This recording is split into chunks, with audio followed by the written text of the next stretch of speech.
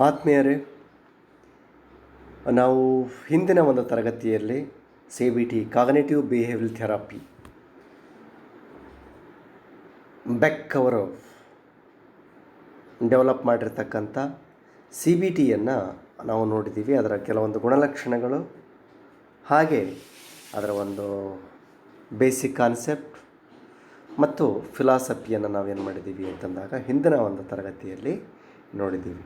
ಈಗ ನಾವು REBT ಅಂದರೆ ರ್ಯಾಷ್ನಲ್ ಇಮೋಟಿವ್ ಬಿಹೇವಿಯರಲ್ ಥೆರಪಿ ಅಂತ, ರ್ಯಾಷ್ನಲ್ ಇಮೋಟಿವ್ ಬಿಹೇವಿಯರ್ ಥೆರಪಿ REBT ಅಂತೇಳಿ ನಾವು ಇದನ್ನು ಕರಿತೀವಿ. ಈ REBTಯನ್ನು ಡೆವಲಪ್ ಮಾಡಿರ್ತಕ್ಕಂಥವ್ರು ಯಾರು ಅಂತಂದಾಗ ಆಲ್ಬರ್ಟ್ ಎಲ್ಲಿಸ್ ಅಂತಕ್ಕಂಥ ವ್ಯಕ್ತಿ. ಇವರು ಹುಟ್ಟಿದ್ದು ಸೆಪ್ಟೆಂಬರ್ 27, 1913. ಇಲ್ಲಿ ಈ ಆಲ್ಬರ್ಟ್ ಎಲ್ಲಿಸ್ ಎಲ್ಲಿ ಹುಟ್ಟಿದ್ದು ಅಂತಂದಾಗ ಈ ಒಂದು ಪಿಲ್ಸ್ಬರ್ಗ್ ಅಂತಕ್ಕಂಥ ಪ್ರದೇಶದಲ್ಲಿ ಅಮೇರಿಕಾದಲ್ಲಿ ಜನಿಸಿರ್ತಕ್ಕಂಥ ಒಬ್ಬ ವ್ಯಕ್ತಿ. ಇವರು ತಮ್ಮ ಆಲ್ಮೋಸ್ಟ್ ಎಲ್ಲ ವಿದ್ಯಾಭ್ಯಾಸವನ್ನು ಏನು ಮಾಡ್ತಾರೆ ಅಂತಂದಾಗ ಪೆನಿನ್ಸುಲಾ ಅಂತಕ್ಕಂಥಲ್ಲಿ ವಿದ್ಯಾಭ್ಯಾಸವನ್ನು ಮುಗಿಸ್ತಾರೆ, ಪೆನಿನ್ಸುಲಾ ಯೂನಿವರ್ಸಿಟಿಯಲ್ಲಿ.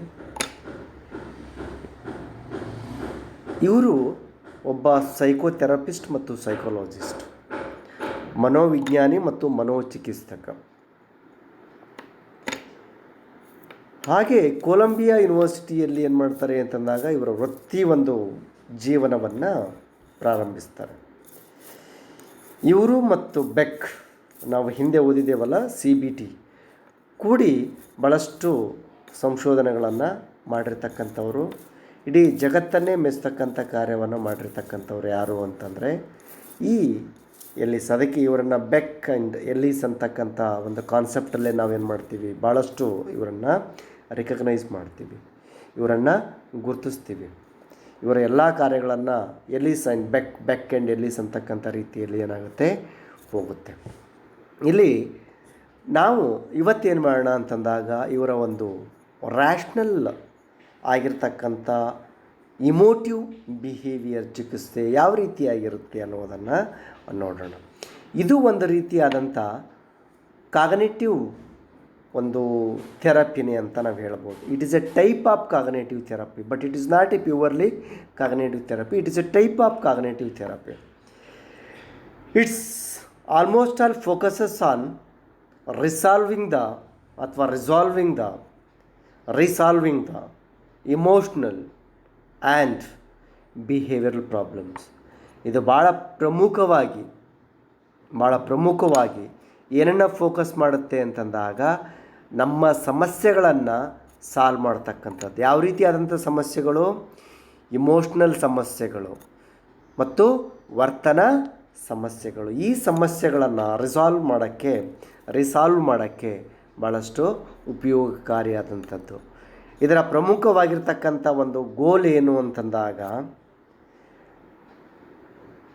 ಭಾಳಷ್ಟು ಪ್ರಮುಖವಾಗಿರ್ತಕ್ಕಂಥದ್ದು to change irrational beliefs to more rational ones. To change irrational beliefs to more rational ones. ಇದು ಇದರ ಒಂದು ಪ್ರಮುಖವಾಗಿರ್ತಕ್ಕಂಥ ಗುರಿ. ರ್ಯಾಷ್ನಲ್ ಥೆರಪಿ ಲೇಟರ್ ಏನಾಗುತ್ತೆ, ರ್ಯಾಷ್ನಲ್ ಇಮೋಟಿವ್ ಆಗಿ ಒಂದು ಕನ್ವರ್ಟ್ ಆಗುತ್ತೆ. ಯಾಕೆ ಅಂತಂದಾಗ ಇದರ ಯೋಚನೆಗಳು ಮತ್ತು ಆಲೋಚನೆಗಳು ಏನಾಗುತ್ತೆ ಅಂತಂದಾಗ ಭಾಳಷ್ಟು ಇಮೋಟಿವ್ ಆಗಿರ್ತಕ್ಕಂಥ ಒಂದು ವಿಚಾರದಲ್ಲಿ ಇರ್ತಕ್ಕಂಥವು. ಹೀಗಾಗಿ ಇದನ್ನು ರೀನೇಮನ್ನು ಅಥವಾ ಮತ್ತೊಂದು ಹೆಸರಿನಿಂದ ಏನಾಗುತ್ತೆ ಇದನ್ನು ನಾವು ಕಾಣ್ತೀವಿ. ಮತ್ತೊಂದು ಹೆಸರಿನಲ್ಲಿ ನಾವು ಇದನ್ನು ಕಾಣ್ತೀವಿ. It was first introduced in 1955 by Dr. Albert Ellis, who had become increasing frustrated with the influence of psychotherapy. Ellis drew from his knowledge of philosophy and psychology to devise a method which he believed was more directive, efficient, and effective. ಇವರ ಪ್ರಮುಖವಾಗಿರ್ತಕ್ಕಂಥ ಒಂದು ಸಿದ್ಧಾಂತ ಅಥವಾ philosophy ಏನು ಅಂತಂದಾಗ, psychology to devise a method which is believed was more directive and efficient and effective one. ಇದರ ಒಂದು basic ಒಂದು ಸಿದ್ಧಾಂತ ಅಥವಾ ಫಿಲಾಸಫಿ ಏನು ಅಂತಂದಾಗ, RABT is focused on helping clients change irrational beliefs. ಇದು ಇದರ ಒಂದು ಪ್ರಮುಖವಾಗಿರ್ತಕ್ಕಂಥ ಒಂದು ಉದ್ದೇಶ. The replacement of illogical and unrealistic ideas with more realistic and adaptive ones through direct intervention and confrontation by therapist. ಇದರ ಒಂದು ಕೀ ಕಾನ್ಸೆಪ್ಟನ್ನು ನೋಡೋಣ. Ellis suggested that people mistakenly blame external events for unhappiness. ಇದು ಭಾಳ ಪ್ರಮುಖವಾಗಿರ್ತಕ್ಕಂಥದ್ದು. ಅವನ ಒಂದು ನಂಬಿಕೆ ಏನಾಗಿತ್ತು, ಅವನ ಒಂದು ಸಜೆಷನ್ ಏನಾಗಿತ್ತು ಅಂತಂದಾಗ, ಜನ ಎಲ್ಲಿ ತಪ್ಪು ಮಾಡ್ತಾರೆ, ಯಾಕೆ ದುಃಖದಿಂದ ಕೂಡಿರ್ತಾರೆ ಅನ್ನುವುದನ್ನು ಅವನು ಹೇಳಬೇಕಾಗಿರ್ತಕ್ಕಂಥ ಇದು ಅವನ ಒಂದು ಪ್ರಮುಖ ಉದ್ದೇಶ, ಗುರಿ ಮತ್ತು ಸಿದ್ಧಾಂತ. ನಾವೇನು ಮಾಡ್ತೀವಿ ಅಂತಂದಾಗ ಇಡೀ ಜೀವನವನ್ನು ದುಃಖದಲ್ಲೇ ಕಳಿತೀವಿ. ಇಂದಿನ ಸಂತೋಷವನ್ನು ಕಳ್ಕೊಳ್ತೀವಿ.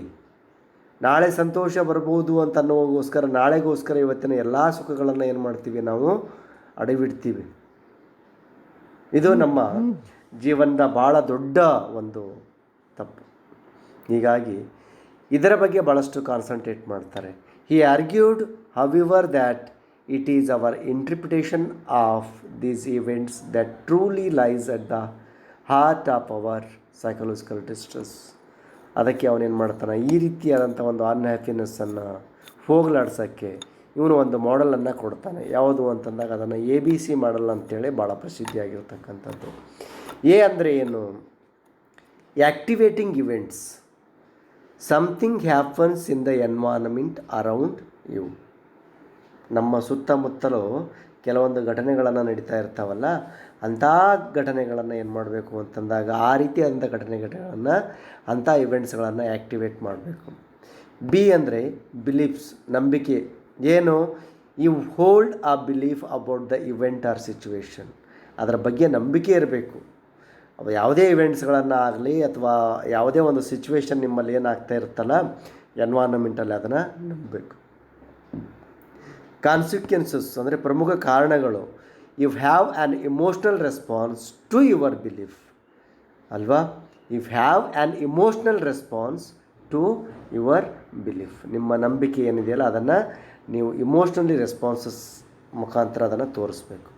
ಇಲ್ಲಿ ಕೌನ್ಸಿಲರ್ನ ಪಾತ್ರ ಏನು? Counsellors are direct and active in their teaching and correcting the clients cognition. ಇದು ಪ್ರಮುಖವಾಗಿರ್ತಕ್ಕಂಥ ಉದ್ದೇಶ. ನಾವು ಏನು ಅವ್ರಿಗೆ ಹೇಳುವುದನ್ನು ಏನು ಮಾಡಬೇಕು, ಡೈರೆಕ್ಟ್ ಆ್ಯಂಡ್ ಆ್ಯಕ್ಟಿವ್ ಆಗಿ ನಾವು ಅವರನ್ನು ಏನು ಮಾಡಬೇಕು ಅಂತಂದಾಗ ಟೀಚ್ ಮಾಡಬೇಕು. ಅವರ ಒಂದು ಯೋಚನೆಗಳಲ್ಲಿ, ಒಂದು ಥಾಟ್ಸ್ಗಳಲ್ಲಿ, ಒಂದು ಫೀಲಿಂಗ್ಸಲ್ಲಿ, ಒಂದು ಬಿಹೇವಿಯರಲ್ಲಿ, ಒಂದು ಇಮೋಷನಲ್ಲಿ ಏನಾಗಬೇಕು, ಬದಲಾವಣೆಗಳನ್ನು ತರಬೇಕು. ಈ Ellis believes that a good RABT counsellor must be bright, ಭಾಳಷ್ಟು ಬುದ್ಧಿವಂತನಾಗಿರಬೇಕು, ನಾಲೆಜಬಲ್ ಆಗಿರಬೇಕು, ಎಂಪೆಥೆಟಿಕ್ ಆಗಿರಬೇಕು, persistent, scientific, interested in helping others and use RAT in their personal lives. ಒಬ್ಬ ವ್ಯಕ್ತಿಯ ಒಂದು ವೈಯಕ್ತಿಕ ಜೀವನಕ್ಕೆ ಸಂಬಂಧಪಟ್ಟಂತೆ ಭಾಳಷ್ಟು ಇಂಟ್ರೆಸ್ಟಿಂಗ್ ಆಗಿ ಅದನ್ನು ಕಾರ್ಯರೂಪದಲ್ಲಿ ತರಬೇಕು. ನಾಲೆಜ್ ಇದ್ದಾಗ ಮಾತ್ರ, ಎಂಪ್ಯಾಥೆಟಿಕ್ ಬಿಹೇವಿಯರ್ ಇದ್ದಾಗ ಮಾತ್ರ ಇವೆಲ್ಲವೂ ಮಾಡೋಕ್ಕೆ ಸಾಧ್ಯ. ಹೀಗಾಗಿ ಇರಬೇಕು ಅಂತ ಎಲ್ಲಿಸ್ ಅವ್ರು ಹೇಳ್ತಾರೆ. ಅವರ ಒಂದು ಪ್ರಮುಖ ನಂಬಿಕೆನೂ ಆಗಿರುತ್ತೆ, ಒಂದು ಭಾಳ ಗಟ್ಟಿಯಾದಂಥ ನಂಬಿಕೆ ಆಗಿರುತ್ತೆ.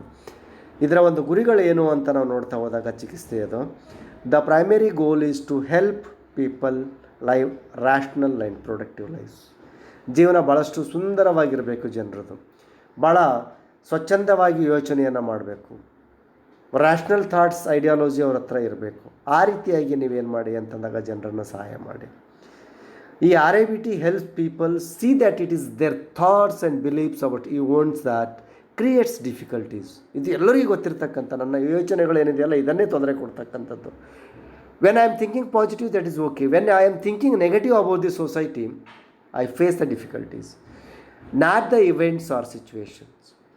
It helps the client to understand that. ಹೌದಾ, ಅವನು ಹೇಳ್ತಾನೆ, helps the people see that it is their thoughts and beliefs about event that creates difficulties. ತಿಳಿತಾ, ಅದನ್ನು ಡಿಫಿಕಲ್ಟೀಸನ್ನು ಕ್ರಿಯೇಟ್ ಮಾಡುತ್ತೆ, not the events and situations. ಇವು ಯಾವುದೂ ಡಿಫಿಕಲ್ಟೀಸನ್ನು ಅಲ್ಲಿ ಒಂದು ಒಂದು ಒಂದು ಫೇಸ್ ಮಾಡೋಕ್ಕಾಗಲ್ಲ ಅಂತ. ಇದರ ಉದ್ದೇಶ ಏನು, ಮೊದಲು ಈ ಚಿಕಿತ್ಸೆಯ ಉದ್ದೇಶ ಏನು ಅಂತಂದಾಗ, help the client to understand that wishes. ನನ್ನ ಸಂತೋಷಗಳು ಏನು ಅನ್ನೋದನ್ನು ನಾನು ಮೊದಲು ಅರ್ಥ ಮಾಡ್ಕೋಬೇಕು ತಾನೆ. And wants are not entitlements to be the demanded. Thinking that involves the words must should have to I need or demands, not an expression of wants or desires. ಆಸೆ ದುಃಖಕ್ಕೆ ಮೂಲ ಕಾರಣ. ಸಹಜವಾಗಿ ನಮ್ಮದೇ ನೆಲದಲ್ಲಿ ಹುಟ್ಟಿ ಬೆಳೆದಿರ್ತಕ್ಕಂಥ ಒಬ್ಬ ಮಹಾನ್ ಫಿಲಾಸಫರ್, ಮಹಾನ್ ಮನೋವಿಜ್ಞಾನಿ, ಮಹಾನ್ ಜಗತ್ತಿನ ಮೊದಲ ವಿಜ್ಞಾನಿ ಯಾರು, ಗೌತಮ ಬುದ್ಧ ಹೇಳ್ತಕ್ಕಂಥ ಮಾತು. ಹೀಗಾಗಿ ಅವುಗಳನ್ನು ಏನು ಮಾಡಿ, ಸಂತೋಷವನ್ನು ಕಂಡುಹಿಡಿರಿ, ದುಃಖವನ್ನು ಹೊರತೆಗೆದುಹಾಕಿ. It's just the inappropriateness of the emotional responses to the situation or event. ಆ situation or event need not elicit more or response than is appropriate. It assists people in changing self-defeating behaviors or cognition. RET espouses acceptance and tolerance of self and other in order to achieve goals.